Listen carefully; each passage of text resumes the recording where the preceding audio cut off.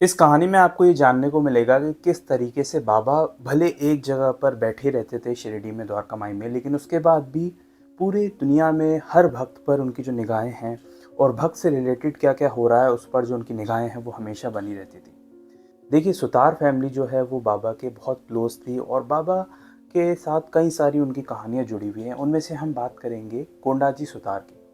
कोंडाजी सुतार और उनके जो भाई थे वो बाबा के बहुत क्लोज थे और बाबा की द्वारका माई में सफाई कर देना, धुनी माई के लिए लकड़ियाँ देना और साथ ही में कई सारी जो व्यवस्था है बाबा की, जो जो उनको लगता था कि बाबा को ज़रूरत है, तो वो सब चीज़ें वो करते थे और साथ ही में बाबा भी उनका पूरा ध्यान रखते थे।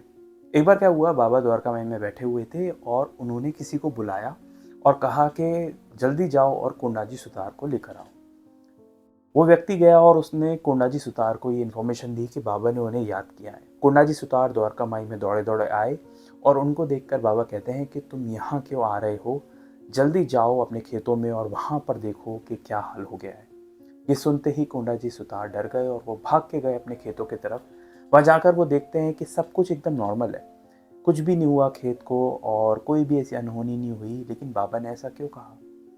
फिर वो दोबारा लौट कर आते हैं तो बाबा बोलते हैं कि तुम्हें दिखाई नहीं दिया, ये तुम्हारी बदनसीबी है, तुम्हें दिखाई नहीं दी गया, चलो मैं दिखाता हूँ। और फिर बाबा और कोंडाजी सुतार साथ में जाते हैं। जैसे वापस जाते तो कोंडाजी सुतार देखते हैं कि एक झाड़ी में खेत के एक कोने पर चिंगारी निकली हुई है, जिससे धुआं बढ़ रहा है और वो जो चिंगारी है उसने पूरे खेत में आग पकड़ ली है देखते ही देखते।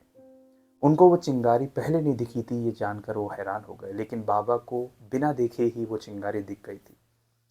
ये देखते ही पूरे खेत ने जो है आग पकड़ ली और उसके बाद कोंडाजी सुतार बाबा से मदद मांगने लगे और कहने लगे, बाबा अब आप ही बचा लीजिए। बाबा ने थोड़ा सा जल अपने हाथ में लिया और खेत की आग पर छिड़का। जैसे ही बाबा ने थोड़ा सा जल छिड़का, वो जो खेत की आग है वो पूरी तरीके से बुझ गई। ये देख के कोंडाजी सुतार बिल्कुल हैरान हो गए कि बाबा ने थोड़े से पानी से इस पूरे खेत की आग कैसे बुझा दी। लेकिन सही समय पर आग बुझने से जो खेत है उसकी फसल बच गई, कोंडा जी की यहाँ की फसल बच गई और उसे घाटा होने से बाबा ने बचा लिया।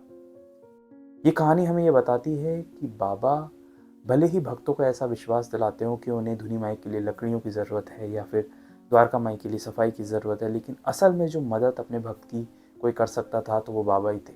उन्हें किसी मदद की ज़रूरत कभी नहीं थी। बाबा जो किसी काम को करने की सोचते हैं तो वो कर ही लेते हैं। यही ये दर्शाता है कि कोंडाजी सुतार को देख के आने के बाद भी उन्हें चिंगारी नहीं दिखी, बट बाबा को द्वारका माई में बैठे बैठे वो बारीक सी चिंगारी दिख गई, जो उनके भक्त के खेत को नुकसान पहुंचा सकती थी और साथ ही में उसके भक्त की फसल को जो हानि पहुंचती। ऐसी ढेर सारी कहानियाँ इस चैनल पर अपलोडेड हैं जिसमें बाबा ने अपने भक्त की किस तरीके से मदद की, रियल हिस्ट्री, असली कहानियाँ जो आज से 100-150 साल पहले हुई थी। अगर आप बाबा से जुड़ी हुई कहानियाँ जानना चाहते हैं, मुझसे जानना चाहते हैं, तो आप इस चैनल को सब्सक्राइब कर सकते हैं। इस चैनल पर ऐसी ढेर सारी वीडियोज़ अपलोडेड हैं जिन्हें जाकर आप सुन सकते हैं और हर कहानी आपको कुछ ना कुछ सिखा कर जाएगी। इस चैनल पर अगर आप नए हैं तो इस चैनल को सब्सक्राइब करके जाइएगा।